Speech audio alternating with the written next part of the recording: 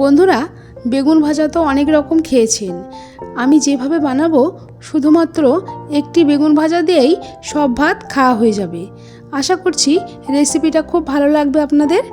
তাই যারা আমার চ্যানেলে নতুন আছেন তারা অবশ্যই চ্যানেলটিকে সাবস্ক্রাইব করে পাশে থাকবেন এবং সকলেই লাইক, শেয়ার, কমেন্ট করতে কিন্তু ভুলবেন না। বন্ধুরা, আজকে আমি একটা দেখুন খুব বড় সাইজের একটা বেগুন নিয়েছি। বেগুনটার ওজন 1 কিলোর 100 গ্রাম মতো হবে।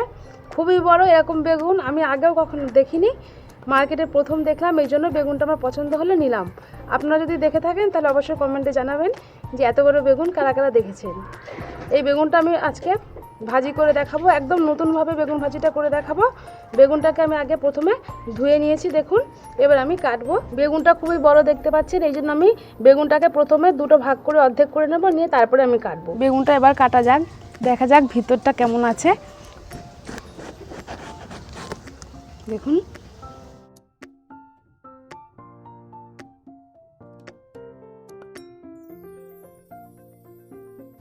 এরকম বড় গোল পিস আমি দুটো করব।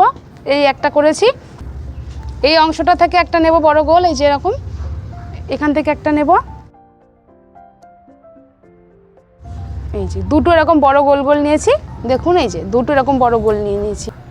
বাদ বাকি এই অংশগুলো আমি রেখে দেবো, পরে আবার একটা রেসিপি বানিয়ে আপনাদের দেখাবো। বেগুনটা তো আমি কেটে নিয়েছি, এবার আমি এখানে একটা পাত্র নিয়েছি, এই পাত্রে নিচ্ছি কিছুটা পরিমাণ বেসন, দিচ্ছি কাশ্মীরি লঙ্কা গুঁড়ো, শুকনো লঙ্কা গুঁড়ো, জিরে গুঁড়ো, দিচ্ছি হলুদ গুঁড়ো, পরিমাণ মতো লবণ। সব কিছু মিশ্রণ এইভাবে হাত দিয়ে আমি ভালো করে মেখে নিচ্ছি। আমি কিন্তু কোনো জল দিইনি, শুকনো অবস্থাতে এইভাবে মাখছি। মিশ্রণটা আমার দেখুন খুব ভালো করে মাখিয়ে নিয়েছি, আমি কিন্তু কোনো রকম জল দিইনি, দেখুন এরকম শুকনোই আছে। এবার আমি এটাকে সাইডে রেখে দিচ্ছি। এবার বেগুনটাকে নিচ্ছি, আমি বেসনের মধ্যে কিন্তু খুব বেশি লবণ দিইনি, ওই জন্য অল্প পরিমাণ লবণ আবারও এই বেগুনগুলোর গায়ে এইভাবে মাখিয়ে নিচ্ছি। আমি কিন্তু বেসনটা মেখে হাতটা ধুইনি, দেখতে পাচ্ছেন বেসনটা বেগুনের গায়ে লেগে গেলে কোনো অসুবিধা নেই, কারণ বেসনটা আমি বেগুনের গায়ে মাখাবো, এই জন্য আমি হাতটা ধুইনি। একটু লবণটা মাখিয়ে নিচ্ছি, কারণ বেগুনগুলো খুব মোটা তো হয়তো লবণটা খুব ভালোভাবে ঢুকবে না, ওই জন্য আবার একটু মাখিয়ে নিচ্ছি। এবার দিচ্ছি অল্প হলুদ, খুব বেশি দিচ্ছি না, কারণ হলুদ বেসনের মধ্যে আমি মাখিয়ে নিয়েছি, মাখানো হয়ে গেছে। এবার আমি যে বেসনটা রেডি করেছিলাম সেটা নিচ্ছি, নিয়ে এইভাবে একটা একটা করে বেগুন নিচ্ছি, নিয়ে এর মধ্যে এইভাবে খুব ভালো করে মাখিয়ে নেব। দেখুন খুব সুন্দরভাবে মেখে গেছে। বন্ধুরা, এই বেগুন ভাজাটি খেতে খুবই ভালো লাগবে। আমরা নর্মালি বেগুন ভাজা যেভাবে খাই এটা একটু অন্যরকম, আর স্বাদটাও খুব ভালো লাগবে খেতে। দেখুন খুব সুন্দর মেখে গেছে, এটাকে আমি সাইডে রেখে দিচ্ছি, দিয়ে আবারও একটা একইভাবে মাখিয়ে নিচ্ছি।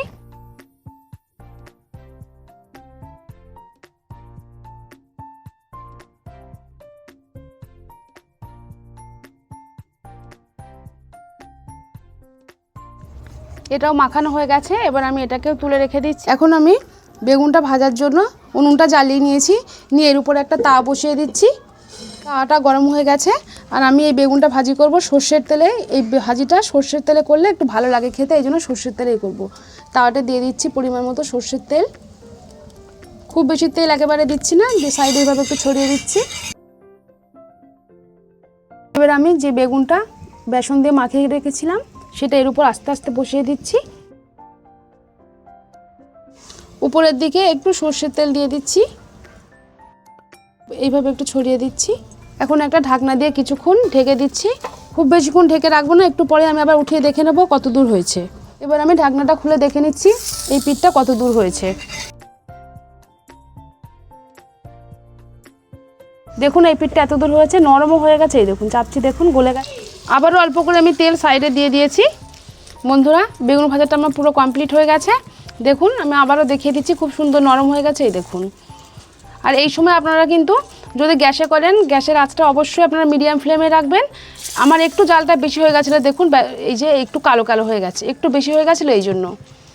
এবার আমি বেগুনটাকে উঠিয়ে নিচ্ছি, একইভাবে আমি আর একটা বেগুনও ভেজে নেব। দ্বিতীয় বেগুনটাও আমি একইভাবে যে তেল ছিল সেই তেলে দিচ্ছি, আর সাইড থেকে এখন একটু তেল দিয়ে দেব।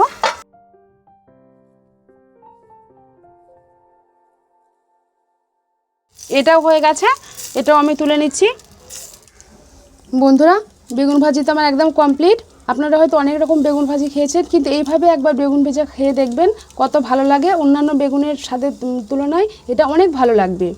তাহলে বন্ধুরা, আমার আজকের রেসিপি যদি আপনাদের ভালো লেগে থাকে, চ্যানেলটিকে অবশ্যই সাবস্ক্রাইব করে পাশে থাকবেন, সঙ্গে লাইক শেয়ার করতে কিন্তু ভুলবেন না।